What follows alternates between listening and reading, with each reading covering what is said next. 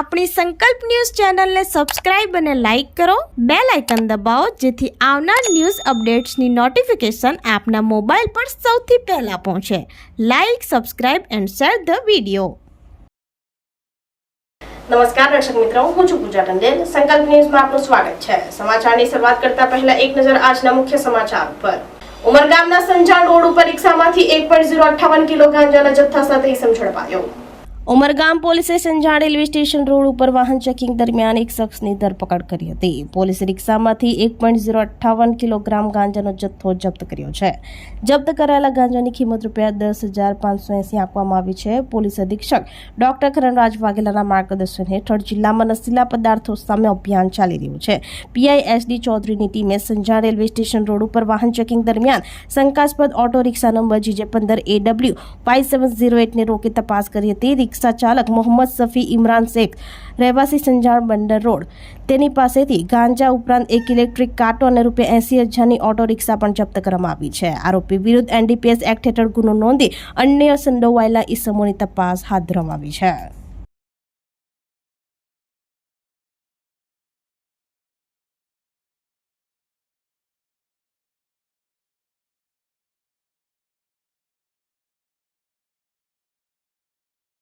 ઉમરગામ તાલુકાની 22 ગ્રામ પંચાયતની ચૂંટણીમાં ભાજપ પ્રેરિત સરપંચ જીત મેળવશે તેવો ધારાસભ્યનો દાવો.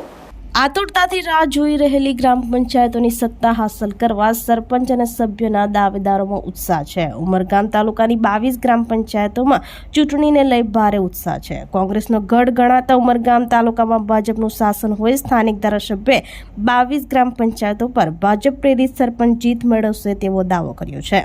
ઉમરગામ તાલુકામાં કોંગ્રેસનું નબળું પડેલું સંગઠન ભાજપ માટે ફાયદાકારક રહ્યું છે. જોકે આ વખતે ગામોમાં ભાજપ પ્રેરિત દાવેદારોનો રાફડો ફાટી શકે છે. 5 લાખ રૂપિયા આપે છે સમરસ ગામ તરીકે. સમરસ ગામ થાય તો 7 થી 10 રૂપિયા આપવામાં આવે છે. એટલે આ વિવિધ યોજનાઓ છે એનો પણ લાભ મળે અને જ્યાં લોકો સમજ્યું છે, શિક્ષિત ઉમેદવાર મળી જાય અને લોકોને અનુભવવાળો મળી જાય તો સામેથી લોકો બિનહરીફ થઈ જશે. આ અત્યારે કે ઉમેદવાર મરેલો બેઠો છે, આજે સાંજે બેસીને બિનહરીફ કરી લખાવાનું, ફણસાની અંદર પણ બિનહરીફ થઈ જશે. એટલે આ રીતે જ્યાં જ્યાં ગામની અંદર સારા કામ કરતા ઉમેદવાર લોકોના દૃષ્ટિકોણમાં આવ્યા છે અને એના માટે નામ એનું ભરાશે, એ દિવસે સમગ્ર લોકો કહેશે કે ભાઈ અમે બિનહરીફ કરી રાખો, એને જ અમે મત આપવાના છે કહીને. એટલે બિનહરીફ પ્રક્રિયાની અંદર ઘણા ગામો આવશે. વિશ્વ માસિક સ્ત્રાવ સ્વચ્છતા દિવસ નિમિત્તે સેલવાસના દાદરા અને ખેડી ગ્રામ પંચાયત ખાતે મહિલાઓને માહિતી અપાઈ. વિશ્વ માસિક સ્ત્રાવ સ્વચ્છતા દિવસ નિમિત્તે સેલવાસના દાદરા ગ્રામ પંચાયત અને ખેડી ગ્રામ પંચાયત ખાતે ખાસ ગ્રામ સભાનું આયોજન કરવામાં આવ્યું હતું. આ દરમિયાન નિષ્ણાંતોએ આશા વર્કરો, આંગણવાડી વર્કરો, સ્વસહાય જૂથની બહેનો અને ગ્રામીણ મહિલાઓની હાજરીમાં માસિક સ્ત્રાવ વિશે જરૂરી બાબતો સમજાવવામાં આવી હતી. માસિક સ્ત્રાવ એક કુદરતી જૈવિક પ્રક્રિયા છે જે પ્રજનન વયની સ્ત્રીઓમાં થાય છે. દાદરા ગ્રામ સભામાં સરપંચ સુમિત્રાબેન પટેલ સહિત અન્ય પંચાયત સભ્યો હાજર રહ્યા હતા અને ખેડીમાં યોજાયેલ ગ્રામ સભામાં સરપંચ યશવંત અને પંચાયતના સભ્યો હાજર રહ્યા હતા.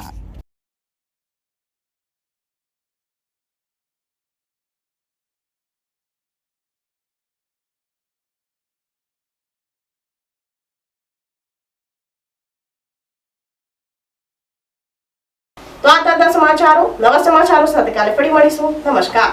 આપણી સંકલ્પ ન્યૂઝ ચેનલને સબસ્ક્રાઇબ અને લાઇક કરો, બેલ આઇકન દબાવો જેથી આવનાર ન્યૂઝ અપડેટ્સની નોટિફિકેશન આપના મોબાઈલ પર સૌથી પહેલા પહોંચે. Like, subscribe and share the video.